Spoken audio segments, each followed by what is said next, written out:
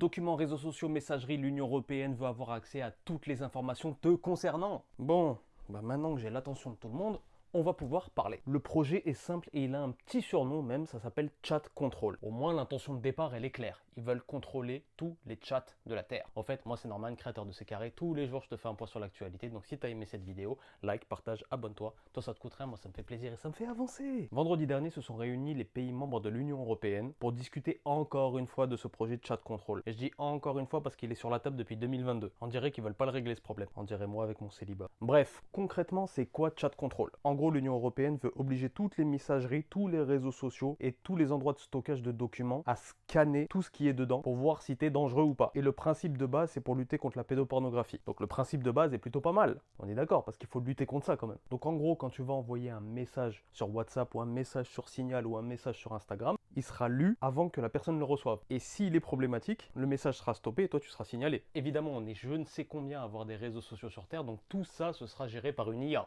Et normalement, tout ce que tu envoies par mesure de précaution, c'est chiffré pour éviter que tout le monde y ait accès sans ton consentement. Et bah avec Chat Control, tout ça t'oublie. Même WhatsApp, même Signal, tout ça t'oublie. Alors ouais, je connais déjà vos commentaires, je sais déjà ce que tu vas mettre toi là qui regarde cette vidéo en commentaire. C'est où la limite? Parce que là, de base, on est là pour lutter contre la pédopornographie. Mais jusqu'où on observe les gens? Parce que là, on est dans 1984, très bon livre que je te conseille au cas où. Est-ce que si tu penses différemment que le gouvernement en place, est-ce que si t'envoies à tes potes ou à ta famille des vidéos sur, je ne sais pas moi, disons un génocide en cours, ou est-ce que si tu vas à l'encontre tout simplement de la pensée unique, est-ce que là tu seras considéré comme déviant? C'est la question que je pose, moi je pose juste la question. En attendant, les pays membres se sont réunis la vendredi et l'Allemagne a décidé de faire blocage. En gros, l'Allemagne elle représente 20% de la population totale de l'Union Européenne. Donc quand l'Allemagne a décidé de faire blocage, il y a très peu de chances qu'une loi passe. Le blocage était évalué à 20% avant que l'Allemagne s'exprime. Maintenant que l'Allemagne s'est exprimée, il est évalué à 40%. Donc ils peuvent faire minorité de blocage. Ça ne veut pas dire que la loi ne passerait pas, ça veut juste dire qu'elle peut être retoquée et réétudiée. Donc c'est pas totalement fini.